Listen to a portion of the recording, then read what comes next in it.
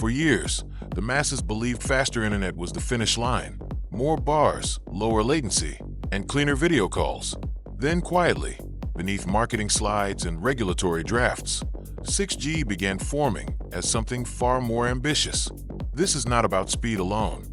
This is about the network dissolving into the environment, becoming invisible, predictive, and deeply intertwined with perception itself. While the masses still argue about 5G coverage and router placement, the elite are watching something else emerge.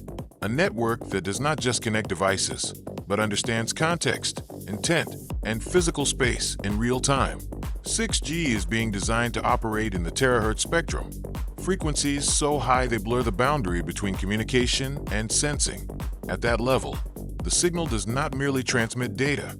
It maps surroundings, measures motion, and interprets reality.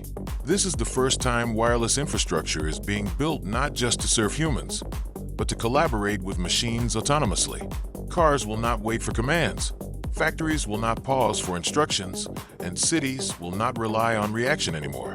The masses call this future internet. The elite recognize it as the beginning of ambient intelligence.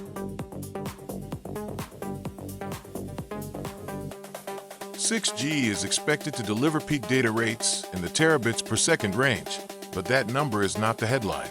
The real shift is latency collapsing toward near zero, enabling interaction that feels instantaneous, continuous, and natural. This is where the meta changes. Networks stop responding after you act and start preparing before you decide.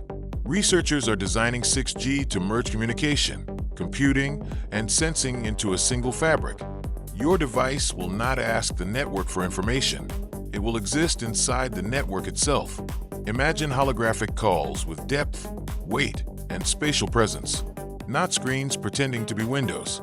Imagine digital twins of factories, cities, even human organs, updating in real time with physical accuracy. This is not science fiction pacing ahead of reality.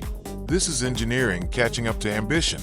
Global research initiatives in Asia, Europe, and North America are already publishing early frameworks, spectrum models, and architecture proposals. They are not asking if 6G will happen, only who will define its rules. The sixth generation of wireless communications technology, or 6G, is the successor to 5G, which was deployed worldwide in just 2019. The goal really is to fuse the human and digital worlds together. The aim is to sort of bring those two closer together and make smarter, more intelligent, and more interesting technologies possible. The masses hear 2030 rollout and tune out. The elite understand that standards decide power long before products exist. Don't follow the crowd, follow the aura.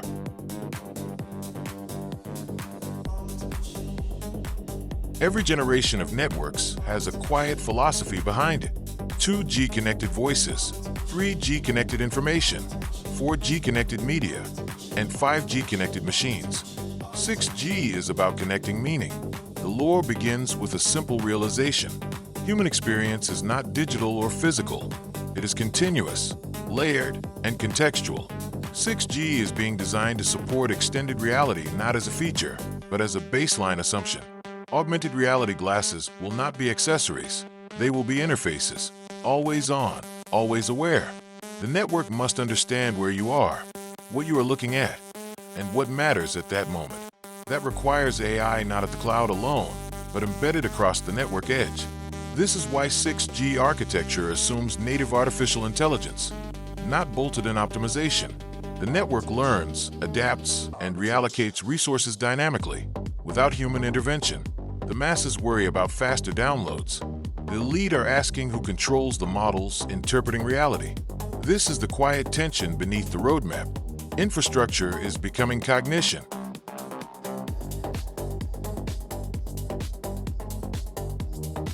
With 6G, devices shrink in importance. Screens flatten, keyboards fade, and interaction shifts toward voice, gesture, gaze, and presence. Wearables, implants, sensors, and ambient surfaces will rely on the network to do the heavy thinking. Local hardware becomes lightweight, while intelligence flows through the air itself. This is where energy efficiency becomes critical. 6G research prioritizes ultra-low power communication, energy harvesting, and sustainable network operation. The goal is not just performance, but persistence. A world where billions of devices operate continuously without constant charging rituals. This also reshapes security. When the network sees and senses the environment, privacy is no longer a settings menu. It is an architectural decision. Recent policy discussions already highlight ethical frameworks, trust models, and governance structures as core 6G pillars. Not add-ons, not afterthoughts, but first-class design constraints. The meta here is clear. Technology maturity is no longer measured by capability alone, but by restraint. Don't follow the crowd. Follow the aura.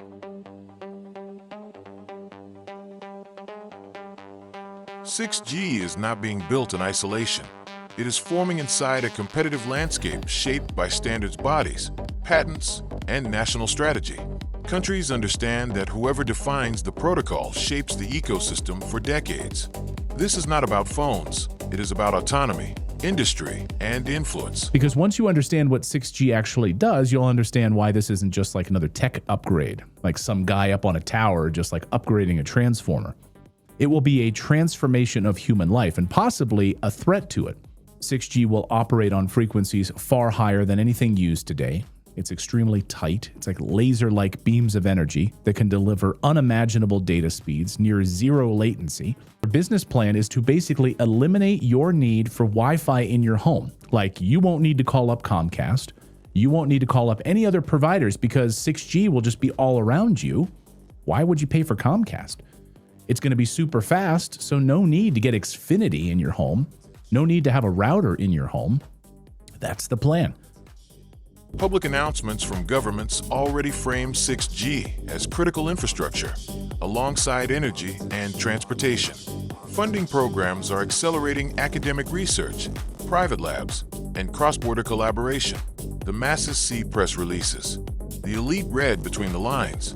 Supply chains, spectrum allocation, and intellectual property disputes are being positioned now, quietly, deliberately. By the time consumers hear about 6G phones, the power dynamics will already be locked in. If I had to describe 6G with some keywords, the first would be AI native. The 6G network is no longer just a communication network. It deeply integrates AI capabilities. This is why timelines matter less than participation. If you are not at the table early, you inherit someone else's reality.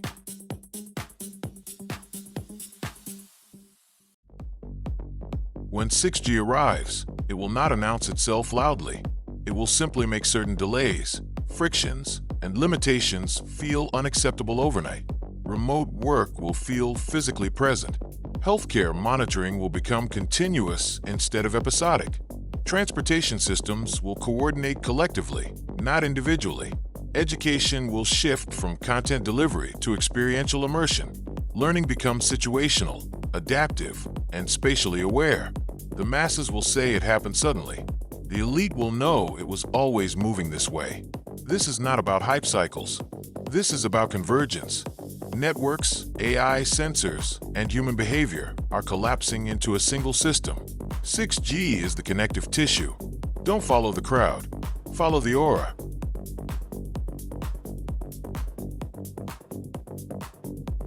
"6G is not a product you buy.